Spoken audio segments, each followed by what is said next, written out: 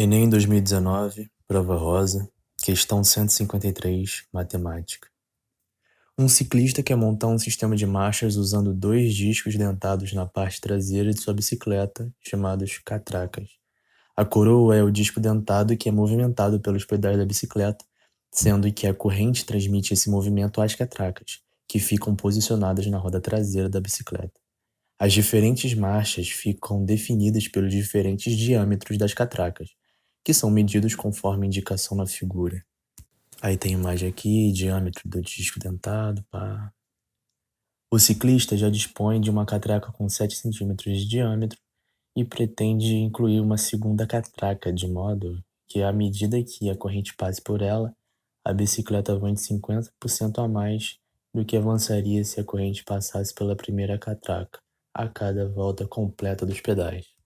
O valor mais próximo da medida do diâmetro da segunda catraca em centímetro e com uma casa decimal é: alternativa A, 2,3, alternativa B, 3, Para. Se tu não morreu de tédio aqui, parabéns, meu amigo. Ó, vou fazer do meu jeito aqui então, hein? Então, ó, tinha um ciclista de luva, cabelo grande, alto, bonito, esbelto. E tinha a bike dele ali também. E a questão quer saber se para andar 50% a mais do que ele andaria com uma pedalada normal, qual teria que ser o diâmetro da nova catraca, considerando que a antiga dele tinha 7 centímetros. Tranquilo, né? A gente já digeriu a questão, pegou o máximo das informações que tinha lá e traduziu para algo bem simples, que é basicamente isso daí. Então, antes de tudo, eu tenho que te lembrar como que funciona o sistema de catracas na bicicleta. Tem a coroa, que é onde fica o pedal, tem a catraca, que é onde fica a roda, e tem a corrente, que vai transferir todo esse movimento. Eu sei que se eu colocar na catraca maior, minha pedalada vai ficar mais leve, mas aí eu vou perder distância.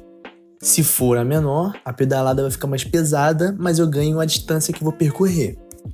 Isso tudo basicamente acontece por conta do diâmetro da catraca, que vai determinar se a roda vai rodar mais ou vai rodar menos.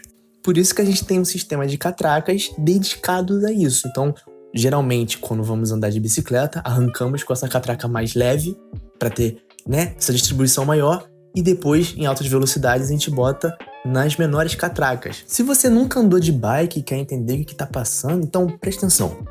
Finge que a catraca tem o mesmo tamanho que a coroa. A pedalada ela vai gerar uma volta completa da roda também. Então, elas estão ligadas ali de forma diretamente proporcional. Se eu coloco a catraca menor, a roda vai dar mais voltas em uma pedalada só, o que se torna uma relação inversamente proporcional, porque eu diminuí esse diâmetro e esse diâmetro vai me gerar mais rotação. Agora é só aplicar essa lógica na questão. Se o diâmetro tem que diminuir, então não pode ser nada maior que 7, né? Daí a gente já sabe que a alternativa E nunca será. Tá, agora eu vou te explicar que raios é essa proporcionalidade. Por definição, é propriedade que tem duas grandezas de serem proporcionais. Ah, mas o que é grandeza? Então, qualquer coisa que dá pra medir ou contar. Desodorantes, copos, gato, dinheiro. É verdade. Quer dizer, às vezes não.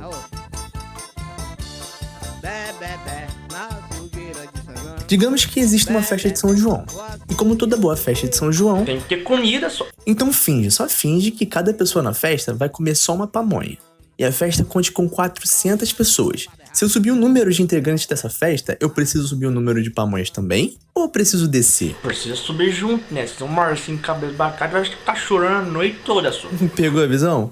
Lembrando que eu tenho que manter essa proporção, certo? Se eu subir o dobro de um lado, eu tenho que subir o dobro de outro.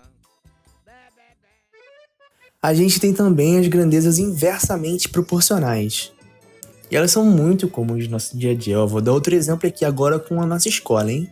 O Grêmio do Cícero vai dar uma festa de São João.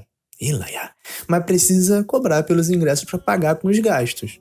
Digamos que os gastos tenham dado R$500 e de brincadeira vou colocar aqui somente um aluno poderá pagar pelo ingresso. Então ele vai ter que pagar R$500. Mas se outro aluno também quiser pagar pelo ingresso, cada um vai ter que gastar 250. E se um terceiro aluno comprar o ingresso, ele agora vai custar 169. Então a gente vê ali que tem uma relação de proporcionalidade inversa. Então quanto mais alunos pagarem o ingresso, mais barato vai ficar o preço para cada um. E mesma coisa, quanto mais barato for, mais alunos vão poder ir para lá, para a festa no caso.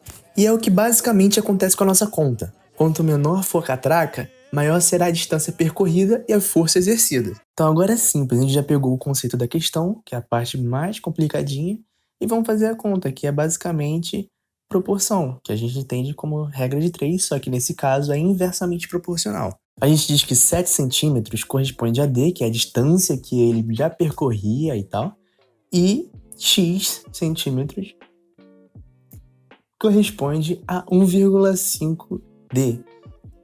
Esse 1,5 é porque a questão, ela fala ali, ó.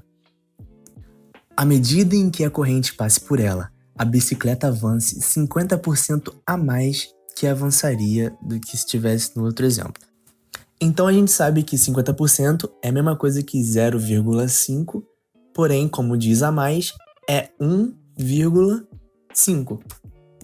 E como uma conta inversamente proporcional, em vez de a gente fazer a multiplicação cruzada, a gente vai fazer a multiplicação em linha. Então, x vezes 1,5D é igual a 7D. Daí a gente pode estar cortando o D do lado direito com o D do lado esquerdo. E sobram agora somente os números para a gente fazer as contas. 1,5 está multiplicando o x e a gente vai passar ele para a direita. Então ele passa para lá dividindo. Daí fica x é igual a 7 sobre 1,5. Às vezes é tranquilo terminar a operação por aqui. Mas a nossa questão está dizendo assim, ó.